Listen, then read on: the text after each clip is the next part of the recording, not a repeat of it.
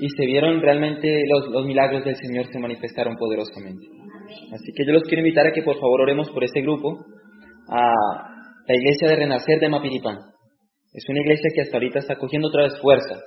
Durante 7 años se congregaron solamente 2 hermanos en la casa de una hermana llamada Dioselina. Y hasta hace poco han tenido la oportunidad de volver a abrir el templo y en 2 meses ya van 17 adventistas que están yendo a adorar a ese lugar. Así que Dios está haciendo una obra maravillosa allá y hay que orar mucho para que la obra de Dios siga expandiéndose. En segundo lugar, quiero decirles que este servidor está grabando unas temáticas en formato MP3 en la iglesia de Orión.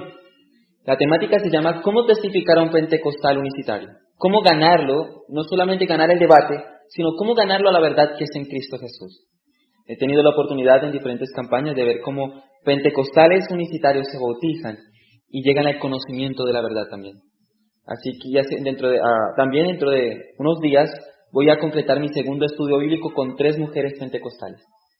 Tuvimos el primer estudio bíblico con un hermano y quedaron tan impactadas y tan fascinadas del mensaje adventista que nos dijeron que podíamos ir cuando ellos quisieran, que estaban fascinadas y que querían escuchar una segunda predicación.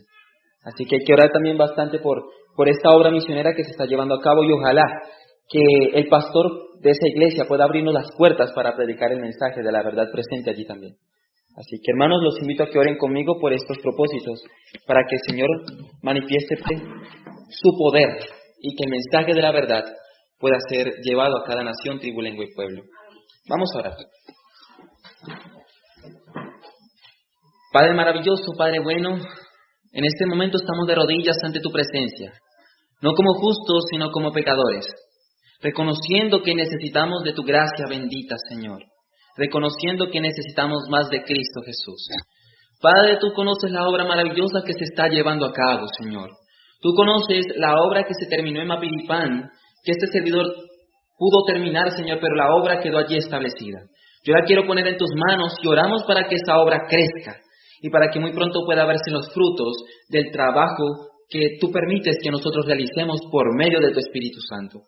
También queremos rogar, Señor, por las predicaciones que se están grabando.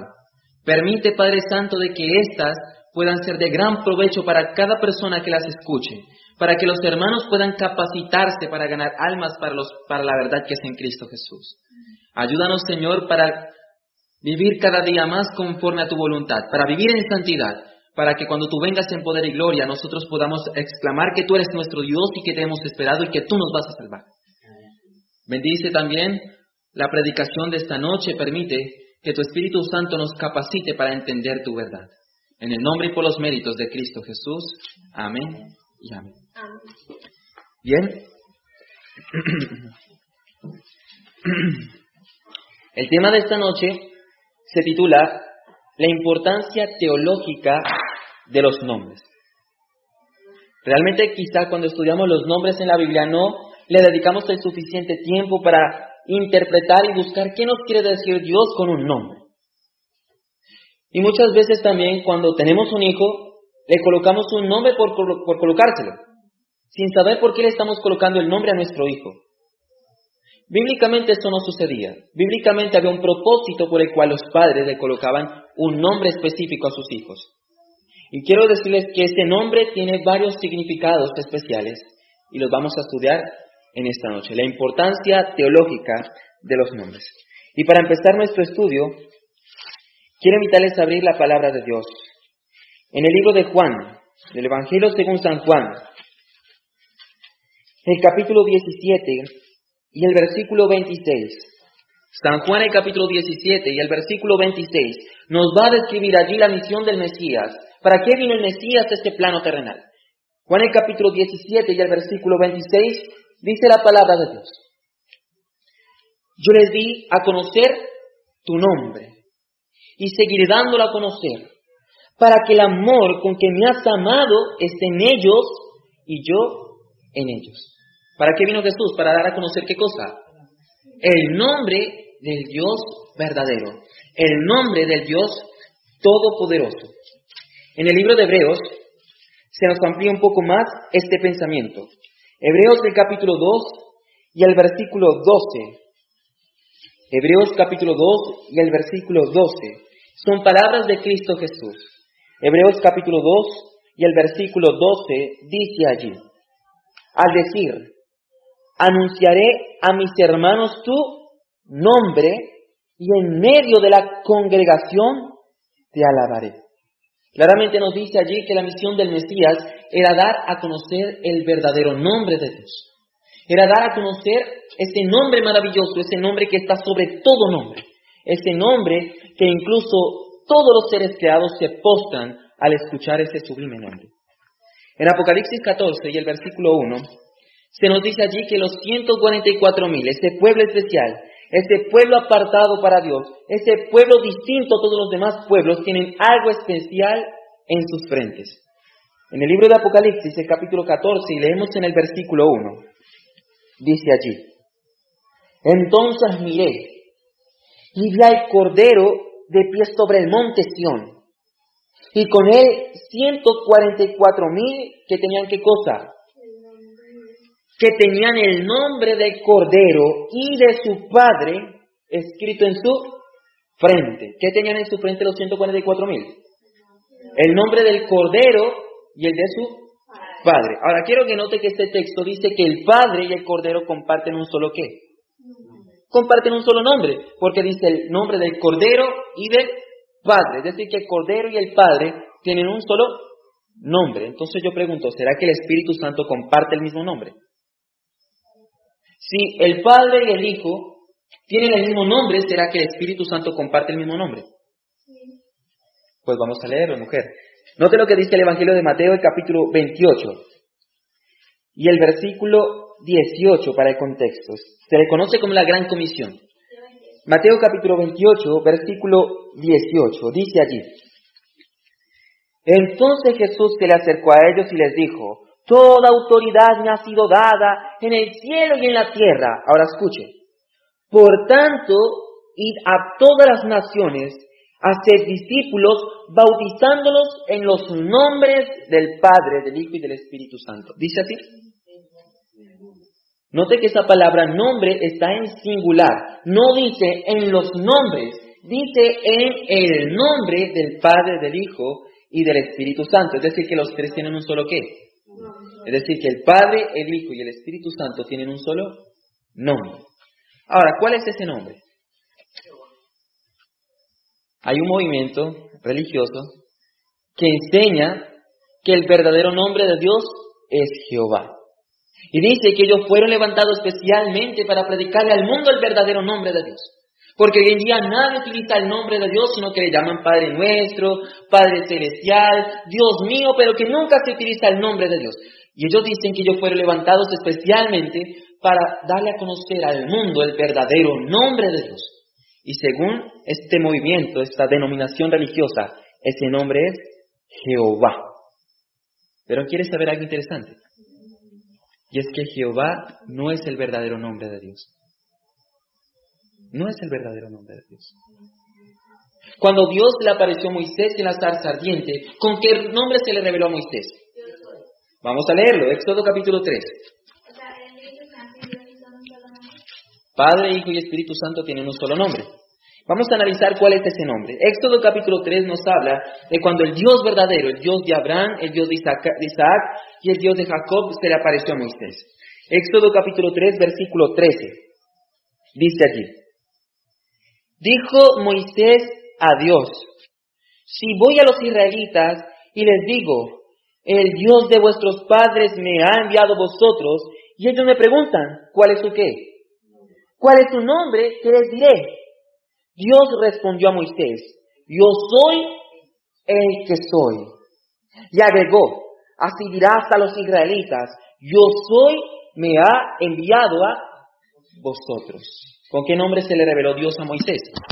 Con el nombre yo soy. Ahora, yo soy viene del verbo hayak en hebreo. Hayak significa ser. En hebreo yo soy se dice hayehi. Hayehi, se dice yo soy en hebreo, Hayehi. Lo que quiere enfatizar el nombre es que Dios es uno, Dios es el mismo, no hay otro. Yo soy el que soy. Yo soy el que siempre ha existido.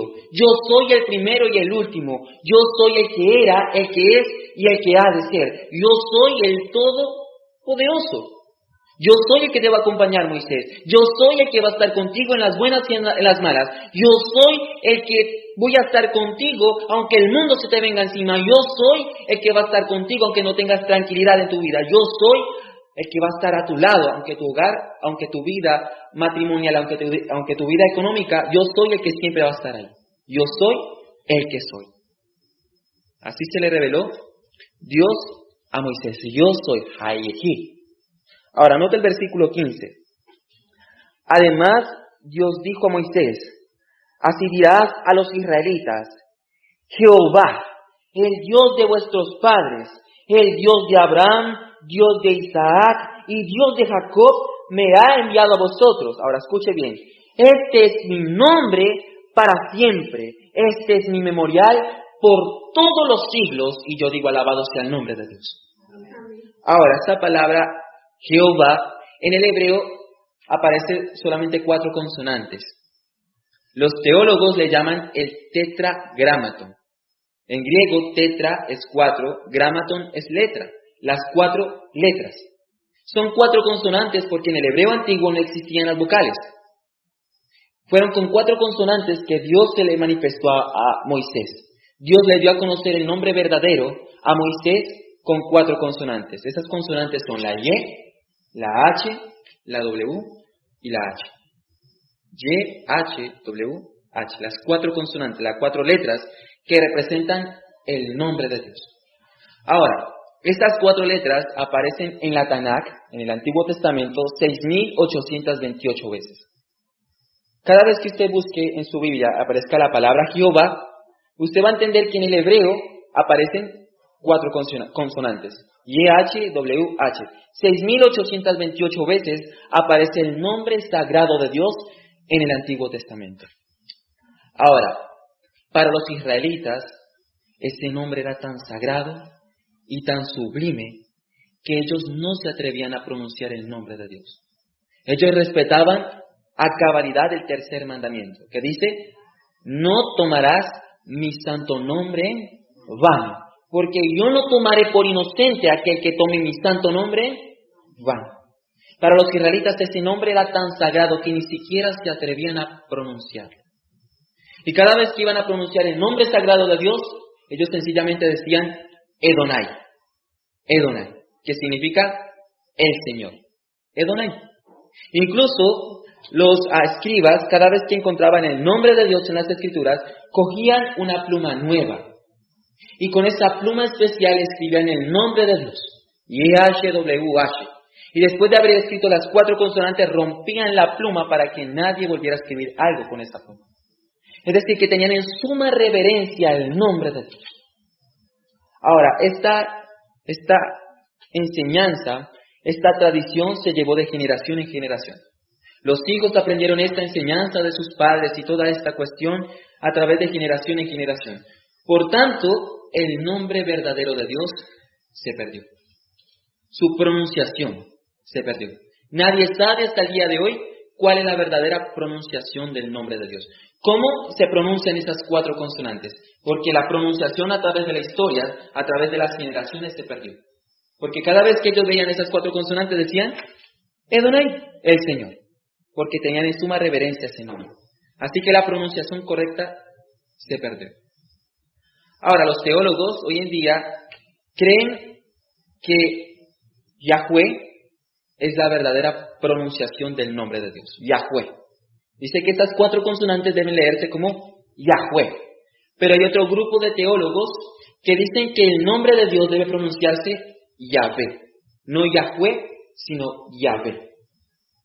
Pero lastimosamente hoy en día no hay una persona que sea capaz de interpretar o de pronunciar correctamente el verdadero nombre de Dios. Sencillamente es Y-H-W-H. Entonces, ¿cómo apareció el nombre Jehová? ¿Cómo apareció ese nombre? Bueno, durante la Edad Media había un grupo de judíos que se llamaban los masoretas. Era un grupo de escribas judíos. Se denominaban los masoretas. Los masoretas lo que hicieron fue fusionar las 4 consonantes, la Y, la H, la W y la H, con las vocales de la palabra Edonai. Edonai. Con las vocales de la palabra Edonai y las consonantes del nombre YHWH aparece el nombre Jehová. ¿Por qué? Colocamos la E acá, Ye. Colocamos la O, Yeho. Y colocamos la A, Jehová. Jehová, que al español se traduce Jehová. Es decir, que el nombre Jehová es un híbrido. Es un nombre híbrido. Ni siquiera es el nombre verdadero de Dios. Es una combinación de 2 vocablos para poder describir al Dios verdadero. Ahora, no está mal llamarlo Jehová. No está mal. Es un apelativo que nosotros usamos para poder describir al Dios verdadero. Al gran yo soy. Ahora, ¿sabe qué es lo interesante? Que un humilde maestro de Galilea, un humilde rabino, un simple carpintero, una persona que cogió el título de Dios y se lo aplicó a él mismo. ¿Cómo es posible que un simple carpintero, cómo es posible que un hombre de Galilea, y quiero decirles que Galilea para esos días era lo peor de Judea, era por decir el barrio Bronx de Nueva York, o el San Bernardo de Bogotá, o la Comuna 13 de Medellín. Era lo peorcito, Galilea era lo peor de Judea en aquellos días. Incluso cuando le preguntaron a Natanael, bueno, ¿cómo así que el Mesías viene de Galilea? ¿De Galilea puede salir algo bueno? O sea, de Galilea era lo peor de Judea. Y de allí vino un humilde carpintero y cogió el título de Dios y se lo aplicó a él mismo. Ese humilde carpintero se llamaba Jesús de Nazaret. Note lo que dice el Evangelio según San Juan, el capítulo 8 y el versículo 56. San Juan, el capítulo 8 y el versículo 56. Es una conversación que tuvo este maestro con los judíos. Juan, el capítulo 8 y el versículo 56. Dice allí: Abraham, vuestro padre, se gozó en que vería mi día y lo vio y se gozó. Y estas palabras como que impactaron a los judíos y no las lograron entender porque ellos preguntaron. Entonces le dijeron: ¿aún no tienes 50 años y has visto a Abraham? Versículo 58. Jesús les dijo: os aseguro, antes que Abraham fuese, ¿qué cosa? Yo soy. Ego eimi, en griego, que es el equivalente del nombre sagrado de Dios. Yo soy. ¿Quién pretendía ser este personaje? ¿Quién era en realidad este humilde carpintero? ¿Cómo es posible que un humilde carpintero coja el título sagrado de Dios y se lo aplique al mismo? Yo soy. Esto es una blasfemia para la ley judaica. En Levíticos 24 se nos dice que los que blasfemen el nombre de Dios tienen que morir apedreados. Entonces mi pregunta es, ¿quién era esta persona? ¿Quién es este personaje, este humilde rabino salido de Galilea, que estaba cogiendo el título sagrado de Dios y se lo estaba aplicando a él mismo? El gran yo soy. Ahora, esto hizo un impacto tremendo en la mente de los judíos. Porque la Biblia nos dice que cuando ellos escucharon esas palabras que estaban saliendo de labios del Mesías, se preguntaron, bueno, ¿quién es esta persona que utiliza el nombre sagrado de Dios? Y la Biblia dice que ellos cogieron piedras para matar a Cristo Jesús. Nota el versículo 59. Entonces tomaron piedras para apedrearlo, pero Jesús se encubrió y salió del templo. ¿Quién es este personaje que utilizó el nombre sagrado de Dios y se lo aplicó a él mismo? Yo soy. Este personaje que cogió el título sagrado de Dios no es más ni menos que el Dios verdadero hecho carne. Es el Dios creador de todo el universo, el Rey de todo el universo, que por amor a usted y por amor a mí se hizo carne. Note lo que dice Romanos 9 y el versículo 5. Romanos capítulo 9 y el versículo 5. Dice allí, Romanos 9 y el versículo 5, hablando de Cristo Jesús: de ellos son los padres, y de ellos según la carne procede Cristo, que es Dios sobre todas las cosas, que debe ser alabado por los siglos de los siglos. Amén. ¿Jesucristo es el qué? El Dios que debe ser alabado por sobre todas las cosas. Es el verdadero Dios. No es un Dios menor, como enseña este movimiento que dice que el verdadero nombre de Dios es Jehová. No es un Dios menor. Es el verdadero Dios que por amor a usted y a mí se hizo carne y murió en la cruz del Calvario para que usted y yo pudiéramos tener perdón por nuestros pecados. Ahora, si usted no cree que Jesucristo es el gran yo soy, si usted no cree que Jesucristo es el Dios verdadero hecho carne, entonces en usted no puede haber salvación. Porque el mismo Jesús nos enseñó en el Evangelio según San Juan, el capítulo 8 y el versículo 24, que si no creemos que Él es el gran yo soy, en nuestros pecados moriremos. Note lo que dice San Juan, el capítulo 8 y el versículo 24. Dice allí, versículo 23 para el contexto. Jesús agregó, vosotros sois de abajo, yo soy de arriba, vosotros sois de este mundo, yo no soy de este mundo. Ahora nota el versículo 24. Por eso os dije que moriréis en vuestros pecados si no creéis que ¿qué? Si no creéis que yo soy, en vuestros pecados moriréis. Es decir, que si usted no tiene la fe de que Jesucristo es el Dios verdadero, usted está muerto en sus pecados. Para que pueda haber perdón de pecados, usted tiene que creer por la fe que Jesucristo es el Dios verdadero, es el gran yo soy del Antiguo Testamento. Es el gran yo soy, ese nombre que los ángeles reverencian, ese nombre que los ángeles adoran por los siglos de los siglos. Incluso en Isaías de capítulo 6 dice que los ángeles cubren su rostro al pronunciar ese sagrado nombre. El gran yo soy, el gran Yahweh, que es el mismo Cristo Jesús. Y si ustedes no me creen, vayan conmigo a Isaías de capítulo 6. Vamos a analizar dos versículos para que ustedes noten que el Yahweh del Antiguo Testamento, que el Jehová de la Tanakh, es el Cristo Jesús de los Evangelios.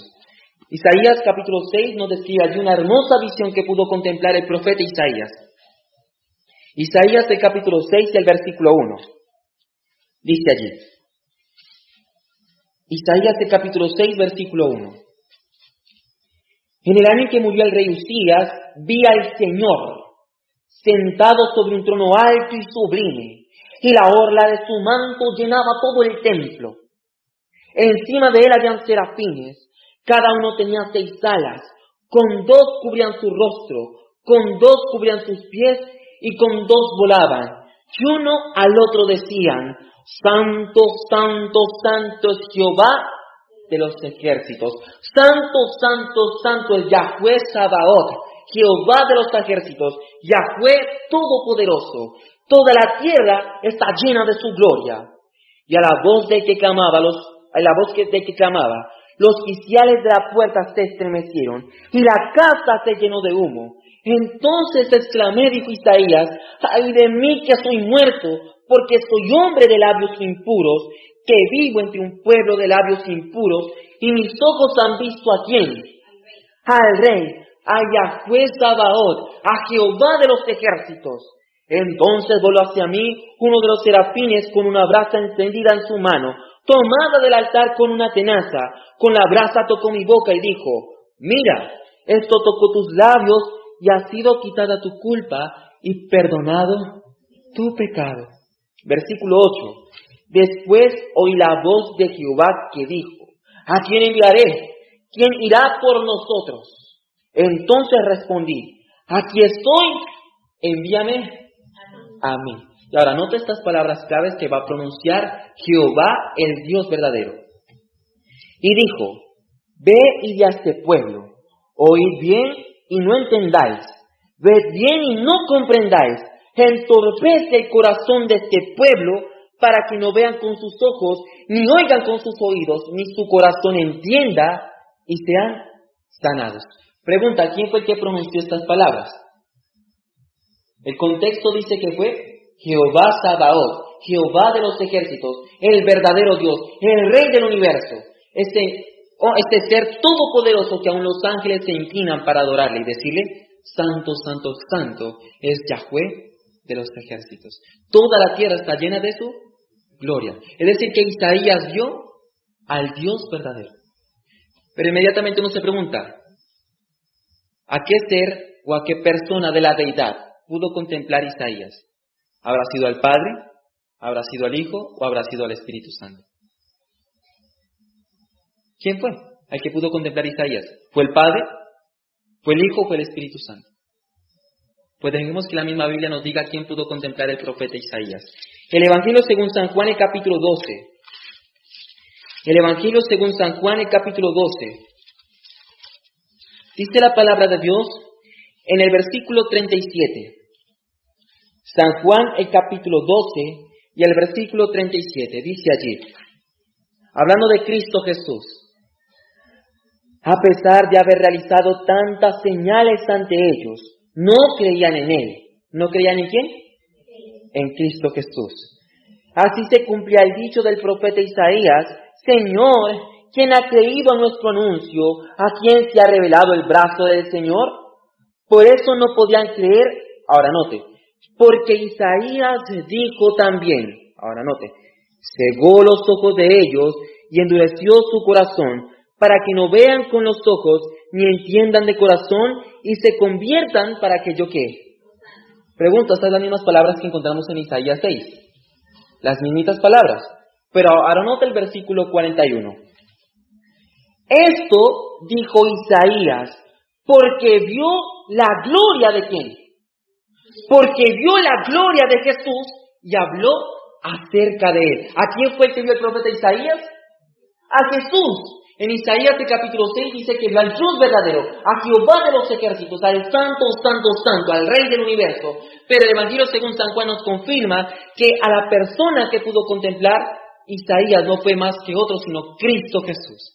Cristo Jesús es el gran yo soy del Antiguo Testamento, el gran Jehová todopoderoso. Además, en el Evangelio de Juan, el capítulo 1, dice que nadie ha visto al Padre, sino que el único Hijo, que es Dios, así dice en el griego, Él lo dio a conocer. Es decir, que la persona que pudo contemplar Isaías en el capítulo 6 no es otro que Cristo Jesús, el Rey del universo, hermanos. Óigame, qué privilegio y qué honor el poder postrarnos ante este maravilloso nombre, en el maravilloso nombre de Cristo Jesús. Y Filipenses 2 dice que toda lengua tendrá que reconocer que Jesucristo es el Señor, que Jesucristo es Jehová, para la gloria de Dios el Padre. Amén. Hermanos, es un privilegio y un gozo el poder postrarnos ante ese maravilloso nombre, ese nombre que está sobre todo nombre, ese nombre maravilloso, el nombre de Cristo Jesús. ¡Qué hermoso descubrimiento! El Jehová del Antiguo Testamento no es otro que el Jesús de los Evangelios. No es otro que el Salvador y Redentor del mundo. Ahora, teniendo esto en cuenta, hermanos, quiero decirles que los nombres en la Biblia poseen 4 significados. Los nombres en la Biblia poseen 4 significados. Un nombre en la Biblia puede significar una declaración de fe. Una declaración de fe puede significar un nombre en la Biblia. Otra cuestión que puede significar un nombre en la Biblia es la misión o el carácter de la obra de un individuo. También puede ser representado por un nombre. Los nombres en la Biblia también representan el carácter de una persona. Pero los nombres en la Biblia también representan profecías. Los nombres en la Biblia contienen profecías.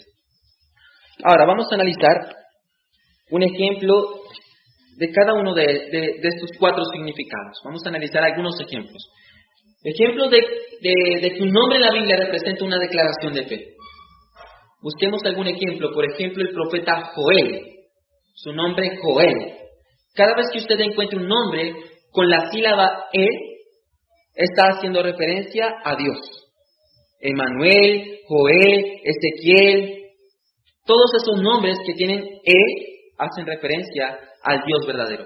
Por ejemplo, el nombre Joel significa Jehová es mi Dios, o Yahweh es mi Dios. Por ejemplo, también Ezequiel, el nombre Ezequiel significa Dios es fortaleza, o Dios me fortalecerá. Ezequiel. Daniel significa Dios es mi juez.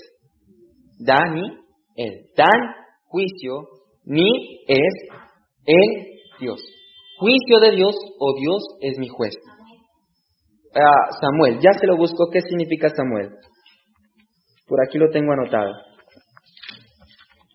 El nombre Samuel significa oído por Dios. Eso significa el nombre Samuel, oído por Dios. ¿Usted quiere que Dios lo oiga? Entonces llámese Samuel. No, mentiras. Pero eso significa el nombre Samuel, oído por Dios. Otro nombre, Juan. Juan significa Yahweh es bondadoso. Hermoso nombre, ¿no? Yahweh es bondadoso. Otro nombre, Jeremías. Jeremías significa Yahweh es exaltado.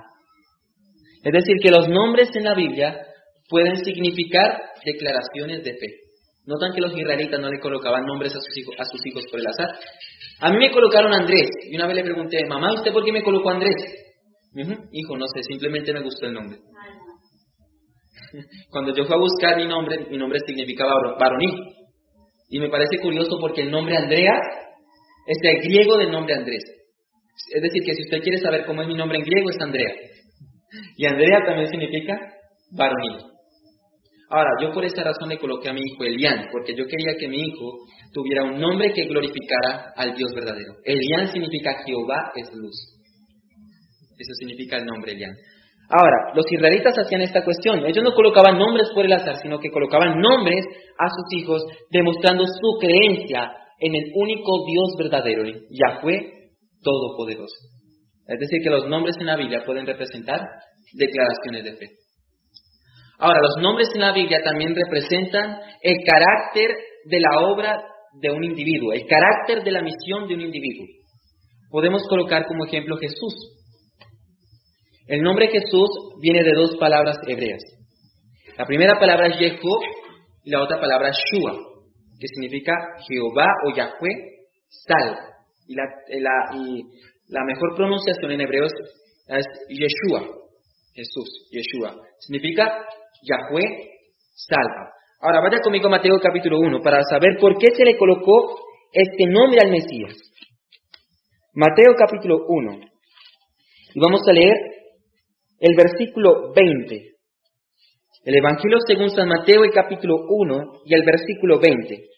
Dice allí: pensando en esto, un ángel del Señor se le apareció en sueños y le dijo: José, hijo de David, no temas recibir a María por esposa, porque lo que ella ha concebido es del Espíritu Santo. Dará a luz un hijo y lo llamarás Yeshua. ¿Y por qué? Porque él, ¿qué cosa? Salvará a su pueblo de sus pecados. ¿Por qué se le colocó Yeshua? Porque Yeshua salva. Yahweh salva, porque él iba a salvar a su pueblo y a todo el mundo de sus pecados. Versículo 22. Todo esto sucedió en cumplimiento de lo que dijo el Señor por el profeta: la Virgen concebirá y dará a luz un hijo y lo llamarás Emmanuel, que significa Dios con nosotros. Pregunto, ¿usted cree que Dios está con nosotros? Gloria al Señor. ¿Por qué se le colocó Jesús? Porque él iba a salvar a su pueblo de sus pecados. Jesucristo mismo lo dijo: yo vine a salvar lo que se había perdido. Hechos 4:12 dice que no hay otro nombre dado a los hombres en el cual podamos ser salvos, sino en el nombre de ¿quién? En el nombre de Cristo Jesús. Y Romanos 10 dice que todo aquel que invoque el nombre de Jesús, el nombre del Señor, será salvo. Es decir, que el nombre Jesús representa el carácter o la obra de su misión. Es decir, que los nombres en la Biblia también representan el carácter o la obra de la misión de un individuo. Pero la Biblia dice también que los nombres tienen un tercer significado. Los nombres en la Biblia pueden representar el carácter de una persona. Por ejemplo, podemos tomar por ejemplo Jacob. ¿Ustedes recuerdan qué hizo Jacob con su hermano? ¿Qué hizo Jacob? Le metió una engañada tremenda, ¿no? Le quitó la primogenitura por un plato de lentejas. ¡Qué negociazo, hermano! Este era un pillo, era un engañador completo. El nombre Jacob significa engañador o suplantador. Ahora, la Biblia dice que todo lo que el hombre siembre, eso también ¿qué? ¿Y qué hizo Labán con él? Lo engañó. Labán era su suegro. Y Labán lo engañó, y muchísimas veces. Primero, Jacob estaba enamorado de esta mujer hermosa. Y él de Raquel, estaba enamorado de Raquel. Y cuando trabajó 7 años por esa mujer, y al final de cuentas, cuando se iba a casar, le levantó el velo y dio sorpresa que era Lea. Engañado totalmente. Tuvo que trabajar otros 7 años por Raquel, su mujer amada. Y no solamente lo engañó con sus hijas, sino que lo engañó con las ovejas también. Todo lo que el hombre siembre, eso también cosechará. Los malos hombres irán engañando y siendo engañados. Pero la Biblia nos dice que Jacob, el engañador, se arrepintió. Y dice que luchó contra el ángel de Jehová. Y dijo que se aferró fuertemente al ángel de Jehová. Dijo, yo no te voy a soltar hasta que me bendigas. Y el ángel le preguntó, ¿cuál es tu nombre? Mi nombre es Jacob. Uy, qué nombre tan feo, póngase Israel. Y bueno, ¿y qué significa Israel? Israel significa luchador con Dios. Porque has luchado contra Dios y contra los hombres y has vencido. Tu nombre ya no va a ser más engañador, tu nombre va a ser Israel. Y desde ahí Israel o Jacob pudo vivir en paz, consigo mismo y con Dios también. Es decir, que los nombres en la Biblia representan el carácter de una persona. Y podemos tomar, por ejemplo, a Nabal. ¿Alguien recuerda de Nabal? ¿Se acuerda de Nabal? Sí, que la esposa lo salvó. Ay, que la esposa lo salvó. Por necio. Ustedes recuerdan que David llegó a cierta provincia y en esa provincia había un hombre rico llamado Nabal. Y David muy amablemente le dijo, mira, tengo un ejército completo el cual necesito alimentar. Yo te quiero por favor pedir de que me des de tus víveres para poder alimentar a mi ejército y yo prometo traerte paz. Yo no vengo a traerte guerra, yo vengo a traerte paz. Y Nabal dijo, ¿yo por qué tengo que darle de comer a esa gente? Trabajen vagos. Así les digo prácticamente. Ahora, ¿saben qué significa el nombre Nabal? El nombre Nabal significa insensato, pero también significa necio, tonto o atolondrado. Eso significa el nombre Nabal. Ahora, note que David, en el texto dice, en 1 Samuel, el capítulo 25, dice que David se enfureció, porque él vino a traerle paz y este hombre prácticamente le cerró las puertas y lo insultó. Dijo, no es posible, yo voy a armar mi ejército y voy a arrasar con toda esta familia.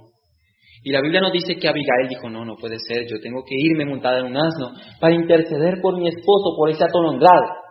Y ahora note con qué palabras lo describió Abigail. Note lo que dice 1 Samuel, el capítulo 25. 1 Samuel, el capítulo 25 y el versículo 25.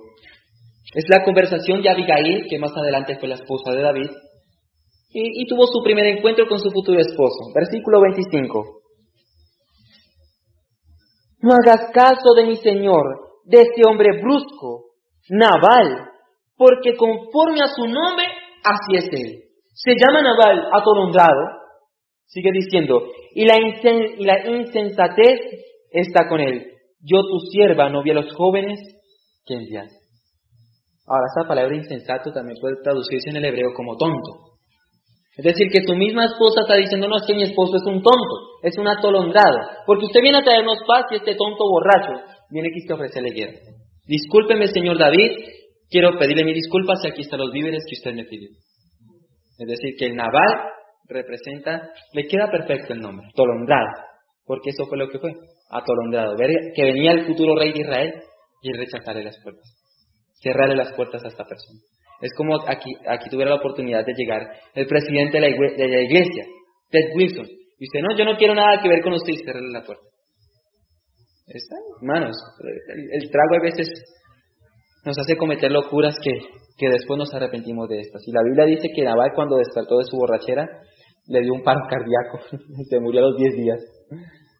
Pero bueno, eso pasa por no aprovechar a los siervos de Dios. Esto pasa por estar en contra de la voluntad de Dios. Rechazar a sus siervos y sobre todo a sus siervos los profetas, porque David era profeta de Dios. Ahora, claramente entonces nos damos de cuenta de que los nombres en la Biblia pueden representar el carácter de una persona. Pero los nombres en la Biblia también representan profecías. Vamos a ver un par de ejemplos de ello. En el libro de Judas, este librito que está antes del Apocalipsis, en el versículo 14 nos habla allí de una profecía que tuvo Enoc. Dice allí: de ellos también profetizó Enoc, séptimo desde Adán, cuando dijo: el Señor viene con sus santos miles de millares a juzgar a todos y a convencer a todos los impíos de todas las malas obras que cometieron y de todas las insolencias que pronunciaron estos impíos pecadores contra él. Ahora, aquí Enoc está profetizando sobre dos eventos. En primer lugar, Enoc está profetizando sobre el diluvio. Y en segundo lugar, Enoc está profetizando sobre la venida de Cristo Jesús en poder y gloria. ¿Y cómo lo sabemos? Porque Mateo 24 y el versículo 37, el mismo Señor Jesucristo enlaza esas dos historias. Dice que como fue en los días de Noé, así será en los días cuando el Hijo del Hombre venga en poder y gloria. Es decir, que Enoc en primera parte estaba profetizando sobre el diluvio, sobre este tremendo cataclismo que cambió la historia humana. Ahora, lo interesante es que el tiempo de la profecía estaba en el nombre de su hijo. ¿Cómo se llamaba el hijo de Enoc? ¿Alguien recuerda? Matusalén. Ahora, Matusalén también es un nombre compuesto. Está compuesto de dos palabras hebreas también. Y ustedes dirán, este hermano vino hablando hebreo en el día de hoy. No, pero la idea es que profundicemos en las Escrituras para que aprendamos un poco más. Matusalén está compuesto de dos palabras hebreas. La primera palabra es Maduk. Maduk significa muerte o morir.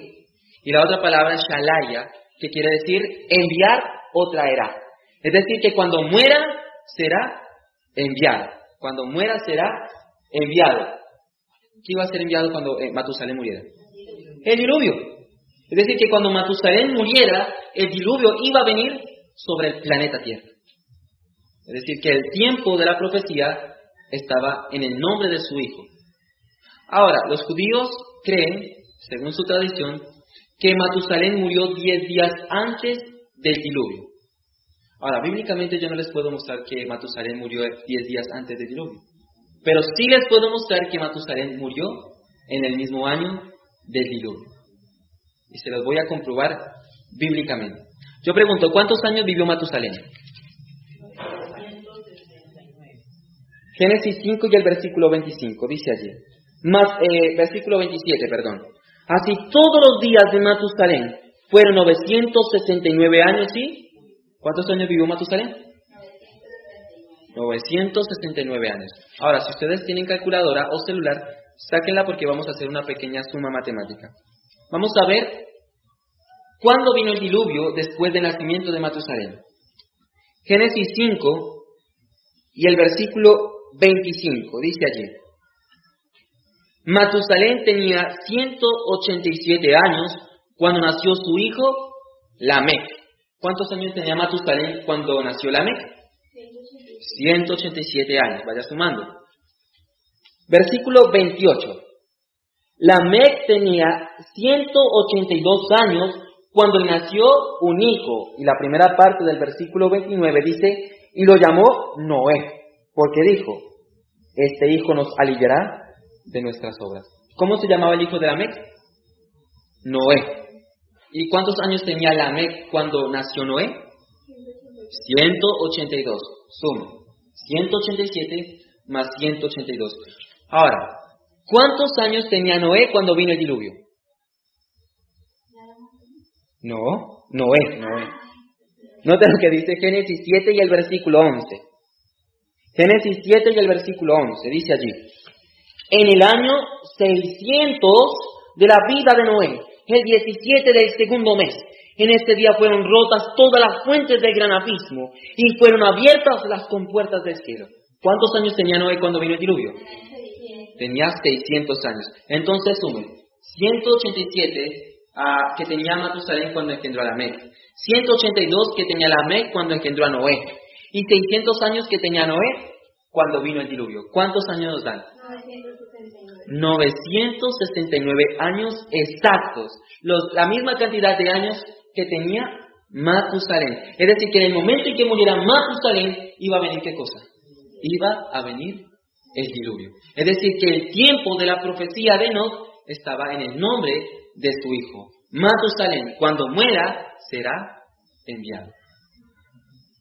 Ahora, permítame compartir con ustedes un par de ejemplos que la gran mayoría de pastores desconocen por completo. Incluso la gran mayoría de pastores adventistas no conoce lo que le voy a enseñar a continuación. La gran mayoría de teólogos, inclusive los teólogos adventistas, desconocen lo que le voy a enseñar a continuación. Y yo se lo voy a enseñar no con el propósito de que usted raje a su pastor. No, con el propósito de incentivarlo a usted a que se involucre y a que se coma la palabra de Dios. Porque la palabra de Dios es pan de vida. Y algo interesante en el estudio de la palabra de Dios son las genealogías. En las genealogías hay un mensaje especial de Dios para su iglesia. A muchas personas me dicen, hermano, es que a mí no me gusta estudiar las genealogías. Es que este engendró a este y este engendró a... Ay, a mí me da pereza leer las genealogías, así que yo mejor me voy a los evangelios porque allá son interesantes. Pero algo fascinante que este servidor ha podido descubrir es que las genealogías tienen un mensaje para cada uno de nosotros. Es un estudio fascinante el poder estudiar las genealogías. Y le voy a compartir esta información y espero que la guarde en su corazón. La pueda enseñar también y no vaya a rajar a su pastor. No lo vaya a rajar. Al contrario, si usted tiene la oportunidad, enséñele con amor para que este pastor, este ministro de Dios, pueda estar más capacitado para hacer la obra de Dios. ¿Sabían ustedes que hay una hermosa profecía mesiánica con los nombres de los primeros 10 patriarcas? Hay una profecía mesiánica, una profecía del Mesías, de ese Redentor que iba a venir, con los nombres de los primeros 10 patriarcas. ¿Los quieren estudiar conmigo? Sí, los quieren estudiar conmigo. Entonces los espero otro día, porque ya se nos fue el tiempo. No, mentira. Vamos a sacar 10 minuticos y vamos a estudiarlo. Hay una hermosa profecía mesiánica con los primeros nombres de los 10 patriarcas. Vayan conmigo a Génesis el capítulo 5. Y quiero que ustedes me colaboren. Ustedes me van a dar los nombres de las personas que aparecen allí para yo buscar su significado en hebreo, el idioma original en que se escribió el Antiguo Testamento. Génesis 5. El primer personaje que se nombra allí es Adán. Adán en hebreo significa hombre. ¿Cuál es el siguiente? ¿Qué otro nombre aparece allí? Dice que Adán engendró a un hijo y lo llamó. No, pero aquí en Génesis 5 habla de la genealogía de los justos. ¿Recuerdan que Abel murió? Set. El otro hijo de Adán era Set. Set en hebreo significa sustituto o puesto en lugar de. El hijo de Set se llamaba Enos. Enos significa caída o cayó. Enos. El otro era Cainán, el hijo de Enos. Cainán. Cainán en hebreo significa lamento o lamentándose. El hijo de Cainán se llamaba, es difícil pronunciarlo, Mahalalel.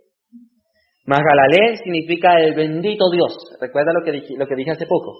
Cada vez que usted encuentre una sílaba él, utiliza el nombre de Dios. El bendito Dios. El hijo de Mahalalel se llamaba Jared. Jared significa descender o descenderá. El hijo de Jared se llamaba Enoc. Enoc significa enseñanza o obediencia. El hijo de Enoc era Matusalén, lo leímos hace poco. Y Matusalén significa su muerte traerá. El hijo de Matusalén se llamaba Lamec. Lamec en hebreo significa poder. Y el hijo de Lamec se llamaba Noé.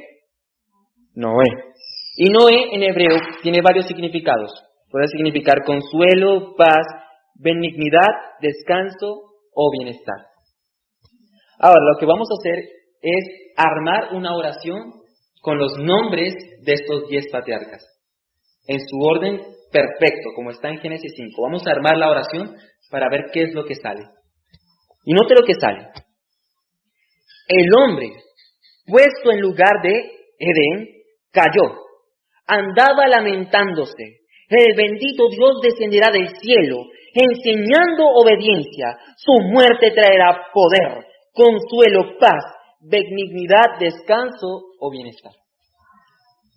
Qué tremenda profecía, hermanos, con los nombres de los 10 primeros patriarcas. Es una clara profecía mesiánica. El bendito Dios, el Dios verdadero, iba a descender, iba a hacerse hombre para enseñar a nosotros, a sus hermanos y a sus hijos, cómo podemos vivir una vida en armonía con la voluntad de Dios. Cómo podemos obedecer. Cómo podemos guardar los mandamientos de Dios. Ahora, si usted quiere encontrar un paralelo, lo puede buscar en Génesis 3:15. Este versículo se le conoce como el protoevangelio. Dice que iba a haber una enemistad entre Satanás y la iglesia, y entre el descendiente de la iglesia y la simiente de Satanás. Y dice que él le iba a aplastar la cabeza a Satanás, pero que él iba a herir ¿a qué cosa? El carcañal. No dice que son varios carcañales, dice que es un carcañal, él.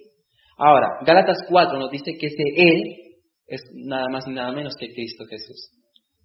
Es decir, que el Dios verdadero, el Dios todopoderoso, el Dios que creó todo el universo, iba a descender del cielo y se iba a hacer hombre para darle salvación a usted y también a mí. Amén. Claramente en Génesis, el capítulo 5, encontramos una clara profecía mesiánica. Y esto es algo que la gran mayoría de teólogos desconocen por completo. Así que si usted lo aprendió esta noche, guárdelo en su corazón. Pero hay otra profecía. No es mesiánica. Hay otra profecía con los nombres de los descendientes de Caín. Pero esta profecía no es mesiánica. Es una profecía contra Satanás. Es una clara profecía contra Satanás. Vamos a leerlo. Vamos a Génesis el capítulo 4 y el versículo 17. Génesis 4 y el versículo 17. Vamos a hacer lo mismo. Vamos a analizar 10 nombres de los descendientes de Caín para que ustedes capten que hay una profecía contra Satanás. El primer nombre que encontramos en Génesis 4:17 es Caín. Caín en hebreo significa artífice. Caín tenía un hijo y lo llamó Enoc. Y ya dijimos que el nombre Enoc significa enseñanza. El hijo de Enoc se llamaba Irad. Irad significa dragón. El hijo de Irad se llamaba Mehujael, que significa herido por Dios. El hijo de Mehujael era Metusael. Metusael significa dar muerte. El hijo de Metusael era Lamec. Ya vimos que Lamec significa poder. El hijo de Lamec era Jabal. Jabal significa líder. El hermano de Jabal era Jubal. Y Jubal significa en hebreo música. El otro hermano de Jubal y de Jabal fue Tubal-Caín. Tubal-Caín significa el forjador. Naamá era una mujer. Naamá significa belleza artificial. Ada, otra mujer, significa adorno. Y otra mujer, Sila, que significa sombra. Ahora vamos a hacer lo mismo que hicimos con la primera profecía en Génesis 5. Vamos a conjugar todas estas palabras en su orden perfecto para ver qué oración aparece allí. Este es el resultado. Recuerde usted que esto es una profecía contra Satanás. Dice allí: el artífice de la enseñanza maligna, el dragón, fue herido por Dios dándole muerte poderosamente. El líder de la música y forjador de la belleza artificial, cuyo adorno era de perlas, abatido fue como una sombra. Claramente, con los nombres de los primeros descendientes de Caín encontramos una profecía contra Satanás. En Génesis capítulo 5 encontramos una profecía mesiánica y el contraste está en Génesis capítulo 4 y encontramos una profecía contra el enemigo de Dios, contra Satanás. Ahora, ¿saben algo curioso? Y es que Satanás cayó 4 veces del cielo. Ustedes lo han estudiado, ¿no? Lo han estudiado, han tenido la oportunidad de leerlo. Satanás cayó 4 veces del cielo. La primera vez que cayó Satanás del cielo fue antes de que este planeta fuese creado. La divinidad, Padre, Hijo y Espíritu Santo, entendió los planes de Satanás y los rechazaron. Por tanto, Satanás cayó del cielo por primera vez. Dice en Apocalipsis 12 que hubo una gran batalla en el cielo. Miguel, que es el mismo Jesús, peleó contra el dragón y fue arrojado del cielo. La primera vez que Satanás fue arrojado del cielo. La segunda vez que Satanás fue arrojado del cielo fue cuando los ángeles en la cruz del Calvario entendieron los planes de Satanás y los rechazaron. Como consecuencia, la Biblia nos dice que Satanás cayó otra vez del cielo y se cerró la puerta de la gracia para él. ¿Recuerdan que Satanás todavía tenía acceso de ir al cielo aún después de su primera caída? El libro de Job es un buen ejemplo. Iba representando este mundo y tenía todavía el derecho de presentarse ante la presencia de Dios. Pero cuando Cristo Jesús murió en la cruz del Calvario, los ángeles conocieron las artimañas de Satanás y las rechazaron. Por tanto, la Biblia nos dice que Satanás cayó. Vamos a leerlo. Juan el capítulo 12, versículo 31. El Evangelio de Juan el capítulo 12, versículo 31. Juan el capítulo 12 y el versículo 31. Dice allí. Son palabras de Cristo Jesús antes de morir en la cruz del Calvario. Ahora es el juicio de este mundo. Ahora escuche. Ahora el príncipe de este mundo será echado fuera. ¿Qué iba a pasar con Satanás en la cruz del Calvario? ¿Iba a ser echado qué? Fuera. ¿Y cuándo iba a pasar esto? Versículo 32. Y cuando yo sea levantado de la tierra, a todos atraeré a mí mismo. Versículo 33. Esto dijo para dar a entender de que muerte había de morir. ¿Cuándo es que Satanás fue echado por segunda vez? Cuando Cristo Jesús murió en la cruz del Calvario. Los ángeles se dieron de cuenta de las artimañas de Satanás y por consecuencia Satanás fue arrojado otra vez del cielo, se le cerró las puertas del cielo y ya no hubo más oportunidad de salvación para él. Ahora, la tercera vez en que Satanás va a ser arrojado es al final de la historia de este mundo. Los 144,000 entenderán los planes y las artimañas de Satanás y la rechazarán. Y como consecuencia, Satanás es arrojado al abismo, que representa la tierra desolada. Eso representa el abismo, la tierra en su condición desolada. Esto lo pueden encontrar en Apocalipsis 20, versículo 1 al 3. Los 144,000, ese pueblo especial, rechazarán las artimañas de Satanás y como consecuencia Satanás es arrojado al abismo ¿por cuánto tiempo? Por 1000 años. Pero después de los 1000 años, Satanás va a volver a ser echado fuera. Va a volver a ser arrojado. Después del milenio, los impíos entenderán los planes de Satanás y los rechazarán. Y como consecuencia, Satanás es arrojado al lago de azufre y fuego. Apocalipsis 20 y el versículo 10.